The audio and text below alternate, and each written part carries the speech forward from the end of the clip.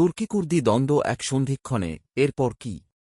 ২৭শে ফেব্রুয়ারি ২০২৫ তারিখে Kurdistan workers পার্টির পিকেকে কারাবন্দী নেতা আবদুল্লাহ ওকালান এই দলটিকে অস্ত্র সমর্পণ, বিলুপ্তি এবং তুর্কি রাষ্ট্রে একীভূত হওয়ার জন্য এক যুগান্তকারী আহ্বান জানান। এই গুরুত্বপূর্ণ ঘোষণাটি দশক ধরে চলমান ৪০,০০০ জনেরও বেশি মানুষের জীবন কেড়ে নেওয়া এবং এই অঞ্চলের রাজনৈতিক দৃশ্যপটকে রূপদানকারী সংঘাতের অবসান ঘটাতে পারে।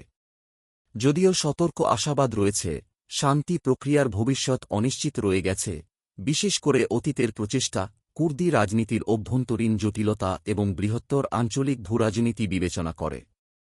এই ঘোষণা কেবল পিকেকের সশস্ত্র সংগ্রাম বন্ধ করার বিষয়ে নয়, বরং তুরস্ক এবং তার কুর্দি জনসংখ্যার মধ্যে সম্পর্ক পুনর্নির্ধারণের সম্ভাবনা সম্পর্কেও, যা দেশীয় রাজনীতি এবং আঞ্চলিক জোট উভয়কেই প্রভাবিত করবে। ওকালানের বক্তব্যের ফলে ঘটনার একটি ধারাবাহিকতা তৈরি হয়, যার প্রতিটির গভীর রাজনৈতিক এবং সামরিক প্রভাব রয়েছে। কুর্দিপন্থী তুর্কি আইন প্রণেতারা প্রকাশ্যে তার বার্তাটি পরে শোনান, জোর দিয়ে বলেন যে পিকেকে আর আগের মতো ঐতিহাসিক, সমাজতাত্ত্বিক বা আদর্শিক প্রাসঙ্গিকতা রাখে না।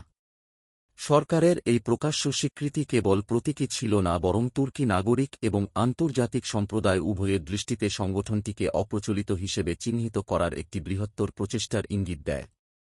পিকেকে নির্বাহী কমিটির দ্রুত প্রতিক্রিয়া, যা ১ মার্চ ২০২৫ তারিখে যুদ্ধবিরতি ঘোষণা করে, ওকালানের নির্দেশের সাথে দৃঢ়ভাবে সাদৃশ্যপূর্ণ হওয়ার ইঙ্গিত দেয়, যা গোষ্ঠীর অগ্রাধিকারগুলিতে পরিবর্তনের ইঙ্গিত দেয়। ঐতিহাসিকভাবে, কান্দিল পর্বতমালায় পিকেকের সামরিক নেতৃত্ব ওকালানের নির্দেশ থেকে আপেক্ষিকভাবে স্বাধীনভাবে কাজ করেছে, কিন্তু এবার, যুদ্ধবিরতির প্রতি তাদের দ্রুত প্রতিশ্রুতি অভ্যন্তরীণ সংহতির এক অভূতপূর্ব স্তর প্রদর্শন করেছে। যদিও কিছু গোষ্ঠী এখনও আপত্তি পোষণ করতে পারে, নেতৃত্বের সরকারি অবস্থান একটি অহিংস সমাধান অন্বেষণ করার ইচ্ছার ইঙ্গিত দেয়।